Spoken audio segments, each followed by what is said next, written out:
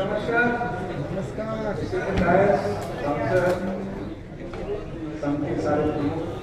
बैठे मेरे पास नए कुछ बोलने का है, क्योंकि जब मेरा पहला मीटिंग यहाँ पे था, सर डायरेक्टर थे उसमें, उस टाइम जिसके बारे में मैंने बात किया था और आज भी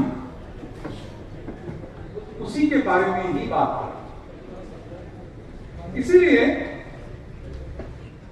नया कुछ तो है नहीं, पुराना ही बताना है। लेकिन पुराना बताना इसीलिए है क्योंकि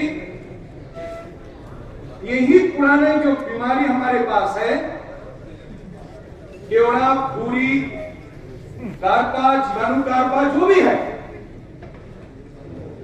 वो आज भी रुलाते हैं, बरोबर।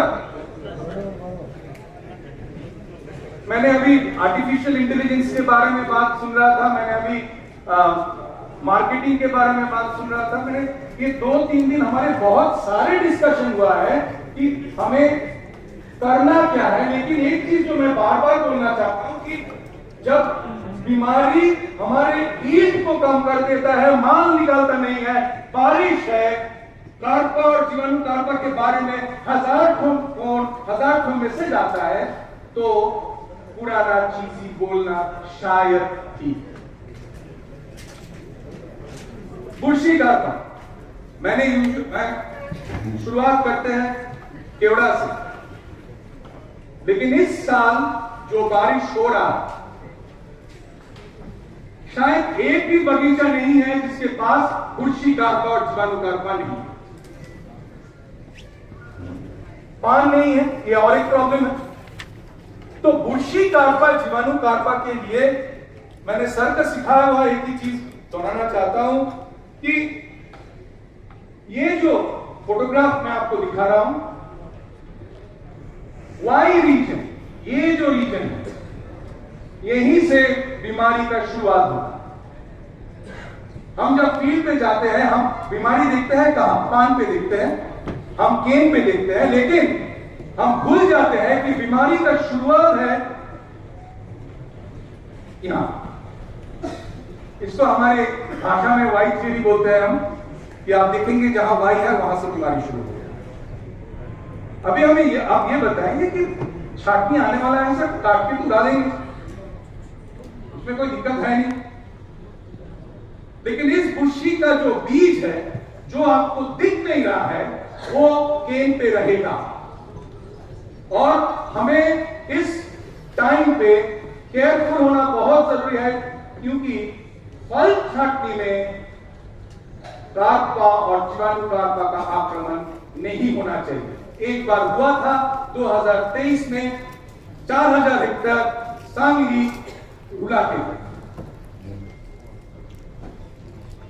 वो इतिहास हम फिर नहीं देखना। इस स्टेज पे हम देखते, लगता है कि पान के ऊपर किसी ने गोली मारा, शॉट होल बोलते हैं इंग्लिश में। तो इस स्टेज पे हम जब देखते हैं, तब तक पत्ते की, पान की बर्बादी हो चुकी है। इसीलिए डिटेक्शन अर्ली स्टेज में, वो वाइन में थोड़ा सा निगाह सही करके देखना चाहिए कि कालापन हो रहा है कि नहीं। कालापन हो तो वो बढ़ रहा है, क्यों हो रहा है, क्यों वहां पे बैठता है, क्यों माइक्रो क्लाइमेट कैनोपी, ये सब के बारे में मेरे को जानने का जरूरत नहीं है। मैं सिर्फ ये जानता हूं, फिर मैं सर का वर्ड दोहराऊंगा। जब मैं पहले काम करने आए थे तो सर ने यही बताए थे कि रेसिड्यू, बायोकंट्रोल एजेंट जो भी है सो है, पहले पान को बचाओ, बहुत जरूरी है। रेसिड्यू तो बाद में, पान रहे, मान लीजिए तब तो रेसिड्यू। कुछ गलत बोल रहा हूं तो बोल देना कि ऐसा ठीक नहीं।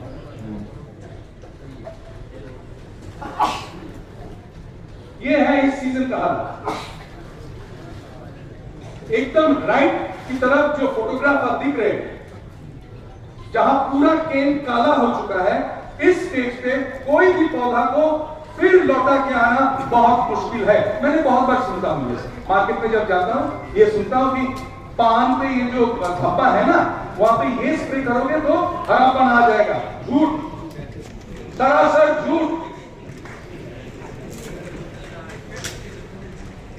जब पान खराब होता है, जहां पे धब्बा होता है, वहां पे कहीं पे आप केमिकल देने से हरापन वहां से नहीं निकलेगा। लेकिन नया पान में इंफेक्शन ना हो, इसका ध्यान बरोबर रखना है। न्यू लीफ में कहीं पे भी कोई भी इंफेक्शन हमें नहीं चाहिए। और वहां पे आता है बायो इंटेंसिव डिजीज मैनेजमेंट। सिर्फ केमिकल से होगा नहीं, ये तो हम सब जानते हैं। तो ये थोड़ा हमें ध्यान देना चाहिए।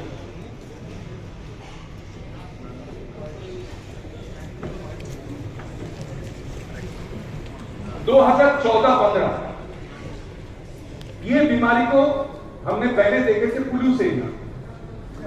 जब शुरुआत हुआ थी इंफेक्शन, बहुत छोटा एरिया में इंफेक्शन है। कर्नाटका बॉर्डर जो है वहां से इंफेक्शन आए थे, कहीं कई जगह से। छोटा एरिया है, हमने उसका ध्यान नहीं दिया। ठीक है, ये है थोड़ा सा कॉपर वापर करा, चांगला रिजल्ट आहे। थोड़ा बहुत मराठी सीख लिया। तो यही था कि ये जो बीमारी है जीवाणु कार्पा है, ये इसके भाई बुर्शी कार्पा के साथ एक साथ आता है। और हमें पान के ऊपर यह अंतर करना बहुत मुश्किल होता है। तो ये देखिए जीवाणु कार्पा सटा नहीं है, इस साल का फोटो। ये फोटोग्राफ हम बहुत सारे एडवाइजर के लिए है, हमारे YouTube वीडियो में है। लेफ्ट हैंड साइड बाएं तरफ आपकी जो पान है, वहां पे धब्बा पुनाचे है, काला रंग की है। दाहिने तरफ आपकी जो पान है उसको देखिए, धब्बा गोल है और उसमें एक पीला सर्कल है। गोला और पीला बुर्शी कार्पा। कोई कंसल्टेंट किसी को पूछने का जरूरत नहीं है, आप खुद जाके एक बार पान दिखोगे पता चल जाए।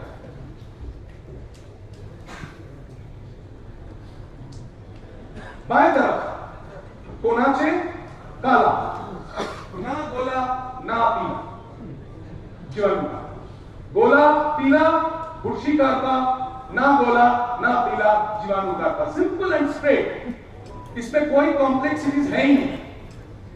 तो जो हमें यह प्रश्न करते हैं कि बुर्शी कार्पा और जीवाणु कार्पा की अंतर क्या है, हम सिर्फ यही बोलते हैं फील्ड में जाइए, बगीचे में देखिए, पान को खुद देखिए, आपको खुद का आंसर मिल जाएगा। हम क्यों इसके लिए कंफ्यूजन?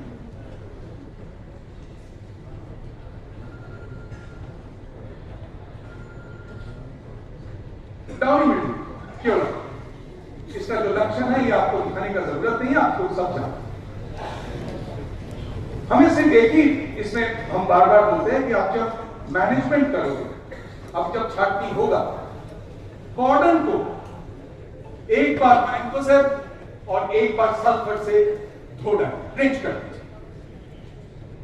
पुराना इंफेक्शन से ही नया इंफेक्शन का जन्म होता है। और इस साल बारिश ज्यादा है, डाउनी है, कार्पा है, जीवाणु कार्पा है, सब है। तो इस बार एक बार मैंकोसेप M45 और एक बार सल्फर से जरूर पूरा कॉर्डन को धो डालें। और तो बात की बात बुरी। बहुत बार ये जो नया ट्रेंड हम लोग देख रहे हैं कि पान के ऊपर कोई सिम्टम नहीं आता, सीधा बेली। सिम्टम देखेंगे आप, लक्षण देखोगे तो आप पता चलेगा कि फल का जो डंठल है वहां से इंफेक्शन चालू होगा। ये फल का डंठल, फूल का ही डंठल, जो कि मैच्योर होगा फल का डंठल। मतलब हमारे से ये था कि फ्लावरिंग के पहले एक बार सल्फर बहुत सारे केमिकल, साइक्लोफेनामिन, मेट्राफेनॉन, फ्लुक्सोपाइरोक्साइड, डाइफेनाकोनाजोल, जो कि हमारे एनेक्शियल 5 में हमने भर के लिखे हैं। तो आप उसका बकवास जरूर करिए, लेकिन बीच में सल्फर का हाथ कतई छोड़ना मत। कुछ साल पहले एक अच्छा फंजीसाइड जिसके बारे में एनआरसी ने काफी काम किया, उसका रिजल्ट नहीं मिल रहा। तो जब हम बातचीत किए ग्रोअर से तो पता चला जिस ग्रोअर ने उस अंतर्प्रवाही पुष्टिनाशक के साथ सल्फर का व्यवहार किया उसका रिजल्ट सही था, लेकिन जो कि सिर्फ और सिर्फ वही पुष्टिनाशक को साथ में लेके चले 2-3 स्प्रे लिए थे उसका रिजल्ट सही नहीं। मतलब पुराना जो केमिकल है हमारे पास, जैसे कि M45, जैसे कि सल्फर, जैसे कि कॉपर, ये सारे केमिकल आज के डेट में भी हमारे बहुत काम पे आता है और M45 बैन नहीं हुआ।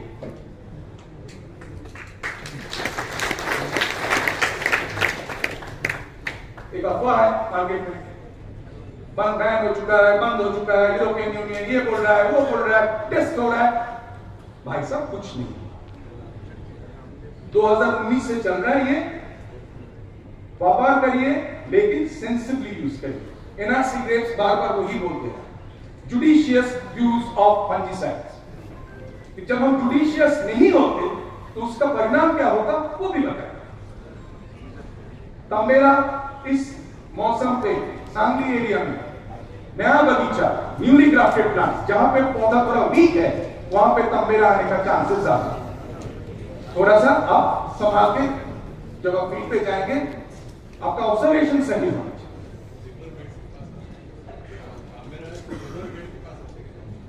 मॉइस्चर ज्यादा है वहां पे जरूर। रिवर बेड का तो इतिहास है, बताता हूं सांगली।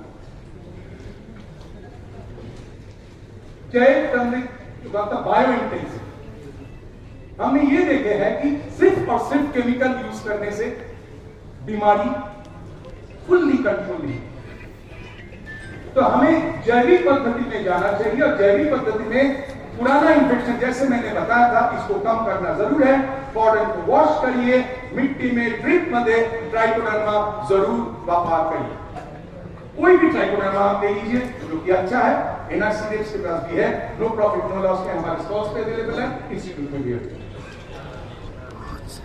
सेकंड जो हम बार बार बोलते हैं कि आप ये मेरे को पूछेंगे कि ड्रिप मध्ये ट्राइकोडर्मा की तरह फोलियर स्प्रे, जैसे कि अभी थोड़ा सा पानी है, रिमझिम बारिश भी है, तो आप फवार नहीं करोगे, पानी थोड़ा सा भीगा है उसमें बायोकंट्रोल एजेंट्स चाहिए। क्यों? क्योंकि ट्राइकोडर्मा हमारे पौधे के लिए कॉम्प्लांट न्यूट्रामोल ऑर्बिट्स है। मिट्टी पे डालोगे तो उसका बॉडी से कुछ केमिकल्स निकलता है, उसको शोषण करके पौधा अंदर से शक्तिशाली होता है। मैंने तो अभी तक केमिकल्स के बारे में बात किया ही नहीं। मैंने तो अभी मॉडर्न वॉश बोला हूं, मैंने बोला हूं कि बायोकंट्रोल एजेंट यूज करो। केमिकल्स तो हम देते हैं ना, दुकानदार को पता है, कंसल्टेंट्स को पता है, हमारे एनेक्शर फाइल को पता है, हम जरूर देंगे। लेकिन कैसे देना है, कौन सी स्टेज पे देना है, कौन सी विंडो पे देना है, ये जानना बहुत जरूरी है। ये रहा हमारे एनआरसी ग्रेप्स का बायोकंट्रोल एजेंट। सावन सर स्टेज पे है, सावन सर को एड्स के बारे में ये हिस्ट्री पूरा मालूम है। मैडम साहब सर ने ये सारी केमिकल एजेंट्स को आइसोलेट किया, उसके ऊपर बहुत भारी काम किया और आज के डेट में जब मैं यहाँ पे खड़ा हूं आपके मैं ये बोल सकता हूं इस हफ्ता इसमें से 2 बायोकंट्रोल एजेंट CIP-RC के पोर्टल में अपलोड होगा और ये एनआरसी ग्रेप्स रजिस्टर करेंगे और फिर ग्रोअर्स को देंगे। टाइम लिए हम लोगों ने जरूर टाइम लिया, क्योंकि जब तक हम खुद सेटिस्फाइड ना हो, जब तक हम खुद सहमत ना हो कि इसको हम क्या कर सकते हैं, डेटा जनरेट करना पड़ता है, टॉक्स डेटा, शेल्फ डेटा, यहाँ पे बहुत सारे इंडस्ट्री के लोग हैं उसे पता है, तो वो करना जरूरी है। ये रहा हमारे और कुछ नए बैक्टीरिया जो कि धीरे धीरे एनआरसी ग्रेप्स का रिसर्च के तहत हम डेवलप कर रहे हैं। बैक्टीरियल स्पॉट जीवाणु कार्पा के लिए केमिकल ही नहीं, एक ही केमिकल है जिसका कासुगामाइसिन कॉपर ऑक्सीक्लोराइड, ब्रांड नेम है कोनिका। एनआरसी ग्रेप्स कोई ब्रांड का प्रचार नहीं करता है, प्रोप्राइटरी मॉलिक्यूल है जिसका एक ही कंपनी का एक ही पास है, उसका ब्रांड नेम हम बेशक बोल सकते हैं। 750 ग्राम पर हेक्टर वो हम यूज करते हैं बैक्टीरियल स्पॉट, मतलब जीवाणु कार्पा और कार्पा पेरिस। लेकिन एफर्ट क्या है? एफर्ट ये है कि केमिकल कम करो, इसीलिए 2 endophytic bacteria Bacillus zhangzhouensis and Bacillus australimaris, ये दोनों हमारे 3 साल के रिसर्च में आए, जो कि बैक्टीरियल स्पॉट को अच्छा से अच्छा तरीके से कंट्रोल करता है। मतलब हमारा कोशिश यही रहेगा, केमिकल्स है, साथ में हम उतना ही चॉइस हमारे शेतकरी मित्रों को देंगे बायो कंट्रोल एजेंट की बीमारी जड़ से निकाल, पुराना इंफेक्शन ना, यही हमारे मूल मंत्र। ड्रिप मध्ये मैंने बताया था कि कैसे आपको ट्राइकोडर्मा देना है, किस कारण की जरूरत। एक तो मैंने हॉर्लिक्स और न्यूट्रमूल का किस्सा बताया। दूसरा किस्सा यह है कि जैसे मैं हर साल बोलता हूं, इस हॉल में 1200 लोग, अगर आप सभी बोल रहे तो 1200 लोग बैठे,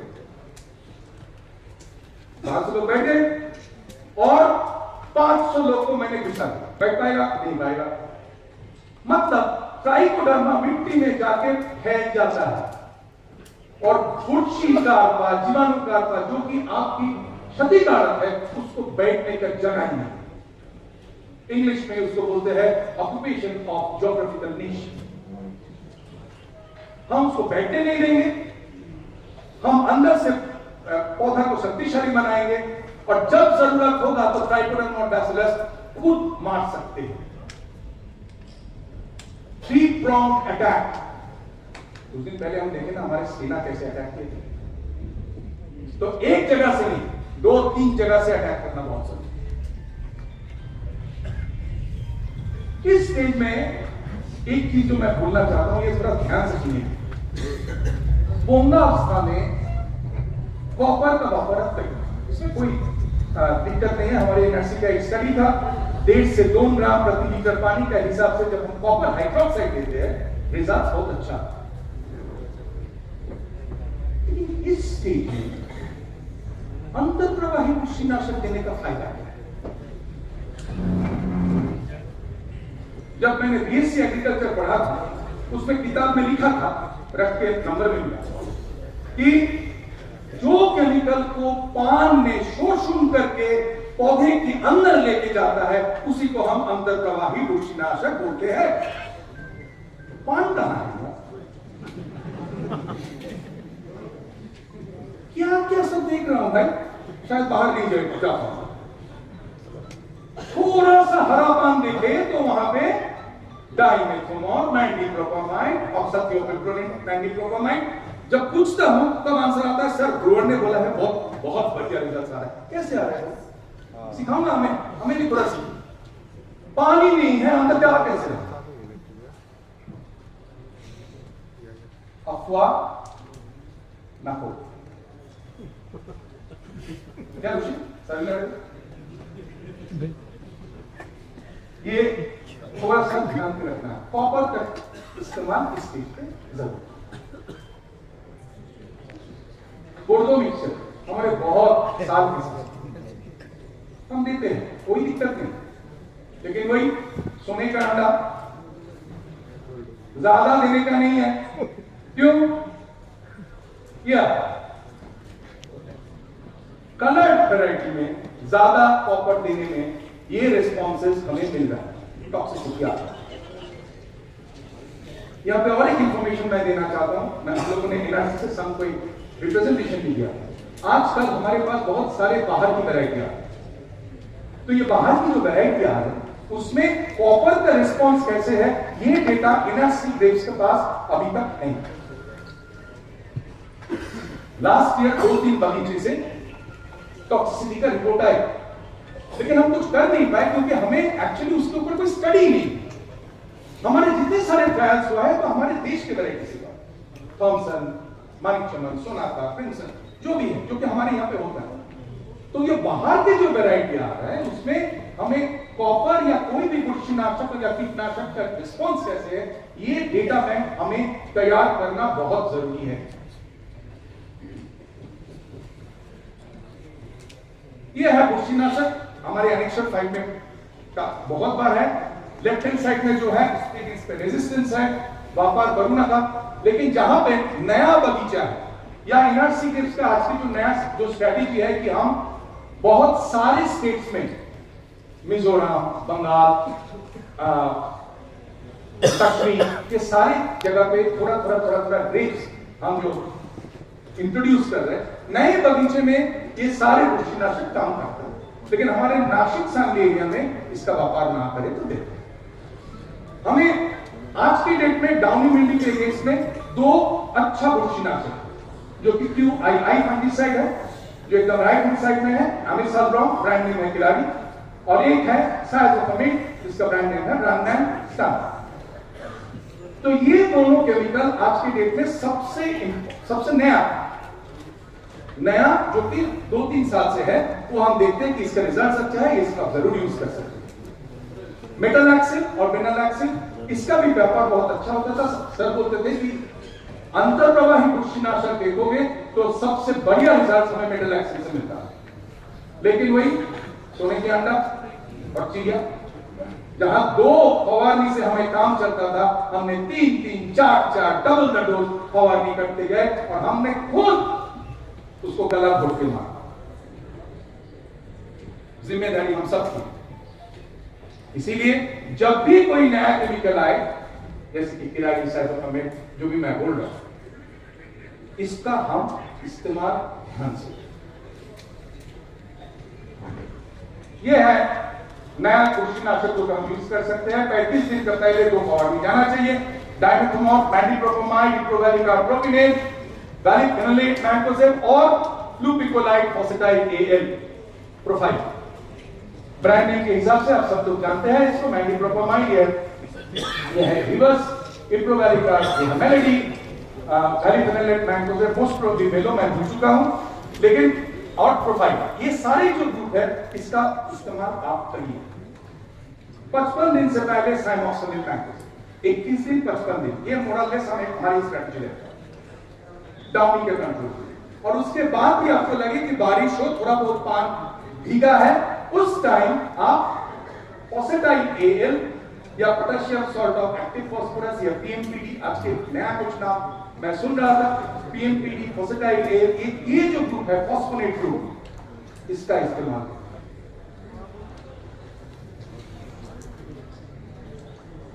कितने फवारनी करना है? 2 से 3, उससे ज्यादा नहीं। एक ही ग्रुप का एक ही केमिकल यूज करिए। लेकिन मैं क्यों बोल रहा हूं? हर साल बोलता हूं और हर साल जब मैं प्रैक्टिकल प्रैक्टिस देखता हूं, हर दिन एक ही ग्रुप का 4 केमिकल देखता हूं। वही डाइमेथोमॉप आज की, कल मैंडिप्रोपोमाइड किए सर, उसके बाद इप्रोवैलिकार प्रोपिनेज किए। फायदा क्या? कोई समझाया हमें फायदा क्यों दे? हम क्यों ना डाइमेथोमॉप का ही 2 स्प्रे? रेसिड्यू आएगा तो एक ही आएगा।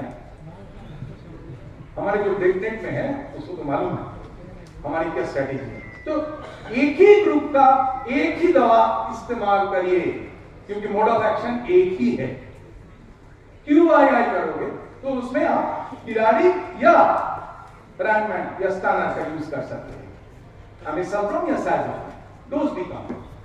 लेकिन दोनों स्प्रे एक ही केमिकल का, चॉइस आपके पास, दोनों क्यों यूज कर? आप मेरे को बताओगे कि सर ये जो खिलाड़ी है ना, ये थोड़ा साइजोफामिड से बेहतर है, हो ही नहीं सकता।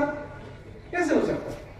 थोड़ा सा आगे पीछे हो सकता है कि एक का क्यूरेटिव एक्शन 2.5 दिन में होगा, एक का क्यूरेटिव एक्शन 3.5 दिन में होगा, लेकिन कंट्रोल एक ही हो। ग्रुप के हिसाब से फवारनी करिए। ये हमारे भूरी के लिए है। भूरी नियंत्रण के हमारे जो भी सारे केमिकल्स हैं, पॉलीऑक्सिन जिंक सॉल्ट, ये सबसे कम पीएच है 15 दिन। इसके अलावा हमने ट्रायजोल भरपूर यूज करते हैं, करना भी चाहिए। फ्लुक्सापाइड, हेक्सा, जो भी ट्रायजोल से यूज करिए।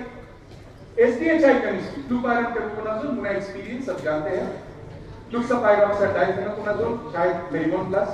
तो ये सारे जो केमिकल्स है इसका आप यूज करिए। साइक्लोफेनामिड, ये एक नया दवा है, 2 साल से हम लोग देख रहे हैं, निसोडियम 500 ml हेक्टर पे इसका व्यापार आप करिए। तो पाउडरी मिल्ड्यू में हमारे पूरा जो केमिकल जोन है ये बहुत अच्छा है, हम बहुत अच्छे तरीके से इसका इस्तेमाल कर सकते हैं। साथ में सपोर्ट चाहिए, इसके लिए सल्फर एक नंबर है। कोई भी अंतर्प्रवाही बुरशीनाशक यूज करें, सल्फर जरूर जाना चाहिए। और एम्पेलोमाइसिस स्क्विसपोलिस, ये जो बुरशी है, मित्र बुरशी है, एकदम राइट हैंड साइड में लिखा है, उसका व्यापार जरूर करें। बैसिलस सबटिलिस पाउडरी मिल्ड्यू के अगेंस्ट में अच्छा रिजल्ट देता है, सपोर्ट है आपका केमिकल का।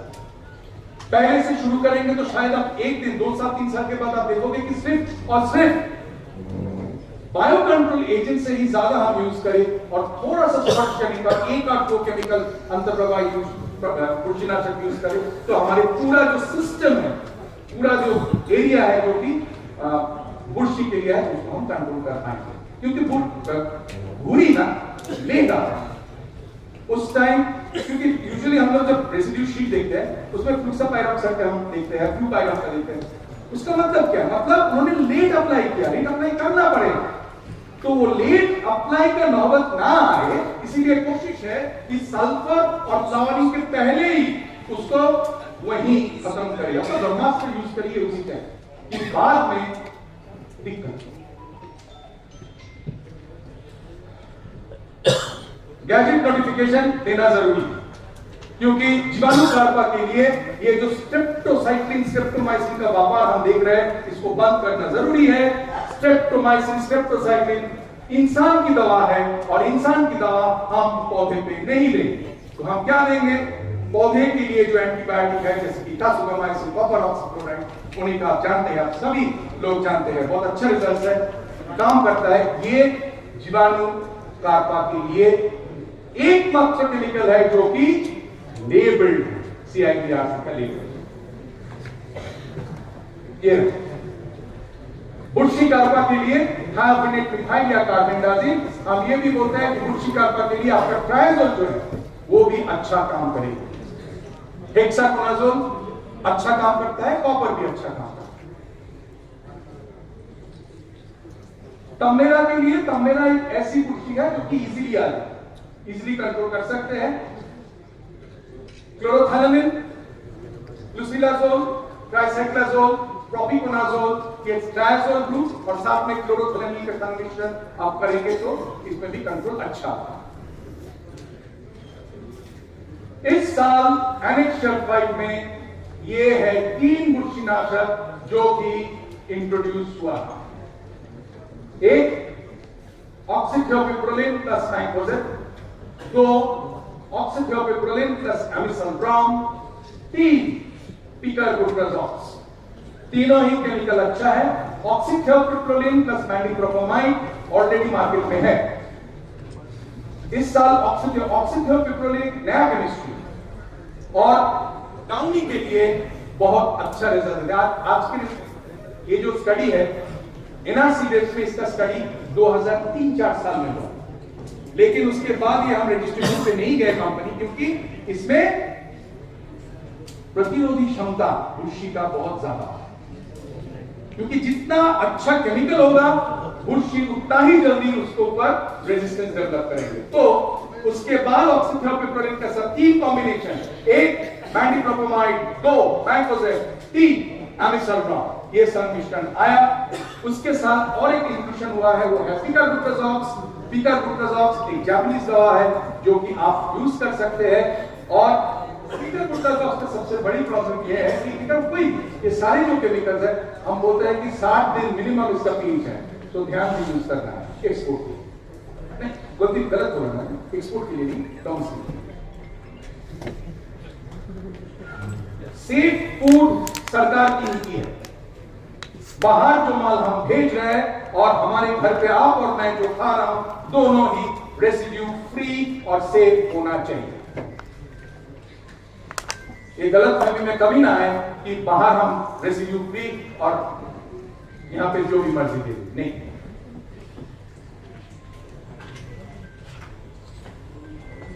हर साल दिखा 2023 के बाद इट्स अ ग्रीन रिमाइंडर, ये हमें सीख दिया।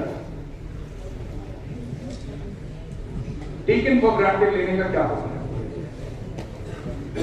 नदी का जो एरिया है तो सारे एरिया से सर को मालूम है ये सर, और मैं बहुत डिस्कशन किए सर का, और सर का ये क्लू काम में आया।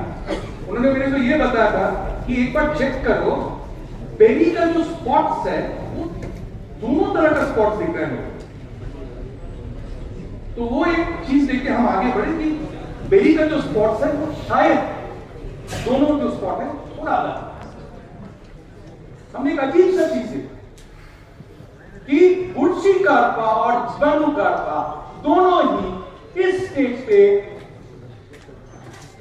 भयानक आए, और ये रहा उसका 4000 हेक्टर 4000 हेक्टर के आसपास एरिया इफेक्टेड हुआ। और ये हमें एक सीख देता है कि हम जो टेकन फॉर ग्रांटेड लेते हैं ना कि फल छांटने में कार्पा जीवाणु कार्पा नहीं आएगा, ये सब वो जुलाई अगस्त में आता है, 2-4 टॉपर मारेंगे क्लियर हो जाएगा, नहीं जाता है भाई। और उस टाइम ये जो टोटल लॉस हुआ था, हमारे बहुत सारे डिस्कशन हुआ था, हमने काम किए थे, और उसके बाद पता चला कि ये वेराइजेशन स्टेज में फल पकने के टाइम नवंबर में ये इंफेक्शन डिटेक्ट हुआ। उसमें जीवाणु कार्पा और बुर्शी कार्पा दोनों। कुछ छानबीन तपासनी के बाद हमने ये स्ट्रैटेजी यूज की। इस स्ट्रैटेजी में क्या था? 2 केमिकल, एक टासुनामाइसिन कॉपर ऑक्सीक्लोराइड जो कि लेबल्ड है, और एक है कॉपर सल्फेट मैंकोजेब जो कि जीवाणु कार्पा के लिए अनलेबल्ड।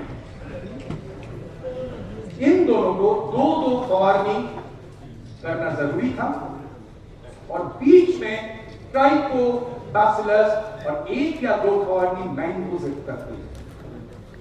2023 में 2024 जून जुलाई में हमारी ये डिस्कशन हुआ था संघ के साथ कि ये स्ट्रैटेजी को थोड़ा आगे बढ़ाएं। तो जब वो स्ट्रैटेजी हम किए थे 24 में, भगवान की लाख आशीर्वाद की ग्रोवर को ये इंफेक्शन फ्री फेज दिखा, और हमें देखना नहीं चाहिए। क्यों देखे भाई इतना सा लॉस हम? क्योंकि उस टाइम एनआरसी रिसर्च का कोई आंसर नहीं। हम क्या करेंगे? कुछ नहीं करेंगे। क्या क्या केमिकल नहीं गए, सारे कॉपर के। इसीलिए ये जो स्ट्रैटेजी है हर साल अपना टासुनामाइसिन copper oxychloride copper sulphate mancozeb don't spray, alternate 5 दिन के अंदर, और बीच में बैसिलस ट्राइकोडर्मा मैंकोजेब ये देना जरूरी। 24 पे आया नहीं तो 25 में भी आएगा नहीं। हम सारे स्ट्रेटेजी को सही से फॉलो करें।